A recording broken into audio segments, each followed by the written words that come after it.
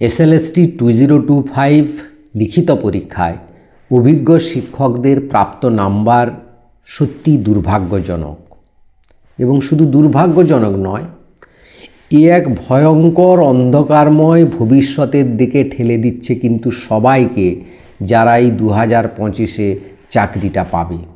কেন এই কথা বলছি সেটার বিশ্লেষণ করব এই সেশনে। তার সঙ্গে ভ্যাকেন্সি বাড়ার যে খবরটা রয়েছে সেই সম্পর্কেও বলবো, এবং 10 নাম্বার যে কারা পাবে, কখন যোগ হবে, এই নিয়ে গতকাল হাইকোর্টের যে অর্ডার বেরিয়েছে সেটা এবং সুপ্রিম কোর্টের মামলা নিয়ে দু চার কথা বলবো।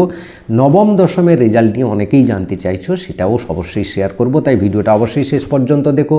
ভালো লাগলে লাইক করে বন্ধুদের শেয়ার করে দিও, চ্যানেলে নতুন হলে চ্যানেলটা সাবস্ক্রাইব করে নিও। দেখো, অভিজ্ঞ শিক্ষকদের প্রাপ্ত নাম্বার নিয়ে আমার দুটো ভিডিও গতকাল তোমরা দেখেছো, এবং আমি সত্যি বিস্মিত হয়েছি যে বহু ফ্রেশার ছেলেমেয়ে তারাও কিন্তু এর সঙ্গে সাপোর্ট দিয়েছে। তারাও কিন্তু চায় যোগ্য শিক্ষকরা তাদের চাকরিটা ফিরে পাক, এবং পৃথিবীতে যে ভালো মানুষের অভাব নেই, এই কমেন্টগুলো থেকে আমি কিন্তু খুব আপ্লুত হয়েছি যে হ্যাঁ, ফ্রেশাররা এটাকে সুযোগ হিসেবে ভাবছে না। তারা চাইছে যে এই যোগ্য শিক্ষকরা চাকরিটা ফিরে পাক এবং বাকি পদগুলোতে আমরা যেন আমাদের যোগ্যতার অর্জন করে আমরা যেন চাকরিটা পাই। এই যে ব্যাপারটা আমি দেখলাম, এটা সত্যি আমাকে অবাক করেছে। কিন্তু দু একজন একটু বিরূপ মন্তব্য করেছে, যেটা তাদেরকে সুযোগ হিসেবে দেখছে, বা তাদের মন্তব্যটাকে আমার কণ্ঠ দিয়ে তুলে নেওয়ার চেষ্টা করেছে। সেটাতে আমি তাদেরকে জানাতে চাই যে দেখো, এটা কিন্তু সুযোগ নয়। কারণ যোগ্য শিক্ষকরা আজ যদি চাকরিটা ফিরে না পায়, তাহলে কিন্তু একটা ভয়ঙ্কর ভবিষ্যৎ তৈরি হবে। কারণ এই 2025-এ যারা চাকরিটা পাবে, এতগুলো জটিল মামলার মধ্যে 5 বছর পরে কি হবে, আবার কোনো একটা মামলা উঠবে, আবার যে কি প্রমাণ হবে, এবং তখন কিন্তু তোমরা আর সেই যোগ্যতা প্রমাণ করতে পারবে না, একই অবস্থায় ফিরে যাবে। তাই যারা যোগ্য শিক্ষক, যোগ্যতা অর্জন করে পাশ করে তারা শিক্ষকতা করেছে 7-8 বছর, তারপরে তাদের যোগ্যতার পরীক্ষা নিলে তারা কিন্তু পাশ করার কথা নয়। এটা স্বাভাবিক, এটা আমি বহু ভিডিওতে বলেছি, এটাই স্বাভাবিক। তারা প্রচুর নাম্বার পেয়ে যাওয়া এটা অস্বাভাবিক। কারণ যে জাজেসরা, আমি সমস্ত সুপ্রিম কোর্ট এবং হাইকোর্টের জাজেদের সম্মান জানিয়ে বলছি, তাদের যদি এখন পিএসসি পরীক্ষায় বসানো হয়, তারা পাশ করতে পারবেন তো? সবাই একটু ভেবে দেখবে কথাটা। তো এই সিচুয়েশান তোমাদেরও হতে পারে। তাই আজকে যোগ্য শিক্ষকরা যদি চাকরি ফিরে পায়, তাহলে কিন্তু সেটা ভালো ভবিষ্যৎ তৈরি হবে। তোমরাও কোনো দিন যদি চাকরি হারাও, এই এক্সাম্পল থেকে, এই হাইকোর্টের অর্ডার, এই সুপ্রিম কোর্টের অর্ডার থেকে তোমরাও চাকরি ফিরে পাবে।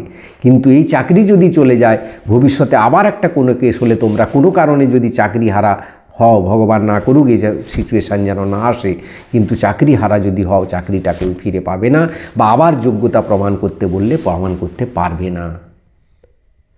এই জন্য আমি বলেছি, বারবারও বলেছি যে যোগ্য শিক্ষকরা বেশি নাম্বার পাবে না। কিন্তু তোমাদের বাকি, তারা চাকরিটা ফিরে পাক, 10 নাম্বার পাক, তারা চাকরিটা ফিরে পাক, এবং বাকি লড়াই বা সিট বাড়িয়ে আরও শূন্য পদ বাড়িয়ে তোমরাও বেশি করে চাকরি পাও, এটা বারবার বলে তোমাদের উৎসাহ দেওয়ার চেষ্টা করেছি। এবং সেই লড়াইতে রয়েছে আমার সঙ্গে অনেকে, তারা লড়ছে এখনও যে হ্যাঁ আমিও পাবো। তাদের বারবার উদ্বুদ্ধ করার চেষ্টা করেছি, উৎসাহ দেওয়ার চেষ্টা করেছি, তোমরা ভেঙে পড়ো না, তোমরা লড়াইতে থাকো। কার কোথায় কি হয়ে যাবে কেউ জানে না, কার কপালে কি লেখা আছে। তারা কিন্তু এখনও লড়ছে, এবং এই যোগ্য শিক্ষকদের সঙ্গেও আছে। এটা আমাকে সত্যি বিস্মিত, আমি তোমাদের অসংখ্য ধন্যবাদ জানাই এর জন্য। দু একজনের সমাজে দু একজন অন্যরকম একটু মানুষ থাকে, তাদের একটু বিরূপ মন্তব্য করে, সেই বিষয়ে আমি মাইন্ড করিনি। তো ঠিক আছে, চলো অন্য কথায় আসি আমরা। ভ্যাকেন্সি বাড়ার যে খবর রয়েছে, সেই খবর প্রকাশিত হয়েছে সংবাদ প্রতিদিনে, যেটা 700 থেকে 800 সিট বাড়ার কথা বলা হয়েছে। হ্যাঁ, এরকম হয়, বাড়তে পারে, কিন্তু আমার মনে হয় সংখ্যাটা আরও বাড়বে পরবর্তীকালে। কিন্তু এরকম একটা খবর এসএসসি থেকে উঠে এসছে বলে সংবাদ মাধ্যমে প্রকাশিত। কিন্তু এই সংখ্যাটা অনেক বেশি হওয়া উচিত, এবং সেটা হতো আরও, বা হওয়ারও সুযোগ আছে যদি তোমাদের আন্দোলনটাও জোরালো হয়। কারণ আন্দোলন যত জোরালো হবে, সরকার যত চাপে থাকবে, সেই ভ্যাকেন্সি কিন্তু রেখে দিতেও পারে। তাই ফুল ভ্যাকেন্সি, শূন্য পদ পুরোপুরি ফিল আপ করলে কিন্তু সংখ্যাটা অনেক বেশি হওয়া উচিত। সেই হিসেবটা কিন্তু আমি দিয়েছিলাম এর আগে। তাই বলছি ভ্যাকেন্সি যদি বাড়ে তো আরও বাড়ে তো খুব ভালো কথা, নাহলে আপাতত এই খবরটি রয়েছে। এবার দেখো 10 নাম্বার নিয়ে যে গতকাল যে হাইকোর্টে হলো, আমি বারবার বলেছি এসব ফায়সালা হাইকোর্টে হবে না, বেকার পয়সা খরচা হচ্ছে। এবং যে সকল আইনজীবীরা ছিলেন, বিকাশবাবু বা অন্যান্য ফিরদৌস শামীম বাবুরা ছিলেন, তারা কিন্তু এর আগে যেতেন যদি এই ছেলেদের মেয়েদের নিয়ে, তাহলে হয়তো সুপ্রিম কোর্টে গেলে কিছু হতো, কিন্তু জাননি এত পরে এলে কিন্তু কিছু হবে না। এটা আমি বারবার বলেছি, এই নিয়ে সময় নষ্ট করতে চাই না। হ্যাঁ, আমি কিছু হবে না বলেছিলাম, সেই হলো। কি অর্ডার হলো না, আমাদের 3টে মামলা ছিল অনেকগুলো মামলা, 12টা মামলা ছিল, তার মধ্যে 3টে গুরুত্বপূর্ণ, যে 10 নাম্বার কারা পাবে, আরেকটা 10 নাম্বার কখন যোগ হবে, আরেকটা নবম দশম যারা পড়ায় তারা একাদশ দ্বাদশে নাম্বার পাবে কেন। এই 3টে কিন্তু হালকা হয়ে গেছে এবং অনেক দেরি হয়ে গেছে ব্যাপারগুলো। নবম দশমেরটা কেন এখানে যাবে না সেটা নিয়ে তো একদম হয় না, হওয়ার কথা নয়। ইউজিসির অর্ডার আছে, সেটা তো সঙ্গে সঙ্গে বাতিল হয়ে গেছে।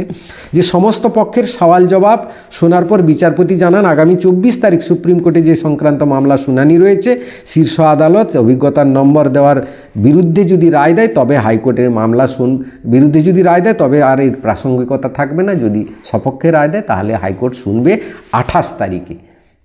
অর্থাৎ সুপ্রিম কোর্টের যে উপর মামলা যে রয়েছে 10 নাম্বার কারা পাবে কি পাবে না বা কখন যোগ হবে, সেই মামলা রায় হলে তবে এনারা শুনবেন। অর্থাৎ তাহলে এতদিন সময় নষ্ট হচ্ছিল, এই কথাটাই বারবার বলছিলাম। এই ফয়সালা সুপ্রিম কোর্টে হবে। তো আমাদের সেই 24 তারিখ এবং 26 তারিখ সুপ্রিম কোর্টের দুটো শুনানি রয়েছে, এই দিকে নজর থাকবে অবশ্যই। এবং নবম দশমের রেজাল্ট সম্পর্কে বলে দিই, এসএসসি জানিয়েছিল পরবর্তী সপ্তাহে একাদশ দ্বাদশ রেজাল্টের পরবর্তী নেক্সট উইকের সপ্তাহে শেষে বেরোবে, অর্থাৎ শুক্রবার শনিবার সম্ভবত, যেটা যেমন বেরিয়েছিল আগেরটা শুক্রবার, এটাও শুক্রবার বেরোনোর খুব প্রবল সম্ভাবনা রয়েছে। আর আগামী শুক্রবার অর্থাৎ আর মাঝে একটা দিন কালকে বেরোনোর খুব প্রবল সম্ভাবনা। হয়তো আমার সন্দেহ, এসএসসি যেভাবে চাপে রয়েছে বিভিন্ন মামলার উপর ভিত্তি করে এবং একাদশ দ্বাদশকে নিয়ে যেভাবে জলঘোলা হচ্ছে, হয়তো আরেকটু ডিলে হলেও হতে পারে। তো যদি শুক্রবার না বেরোয়, শুক্র এবং শনিবার মধ্যে যদি না বেরোয়, তাহলে কিন্তু আগামী সপ্তাহে আবার শেষের দিকেই বেরোবে, আর মাঝামাঝি বেরোবে না। তো এই ছিল আজকের ভিডিওটা ভালো লাগলে সবাইকে শেয়ার করে দিও। Thank you for watching.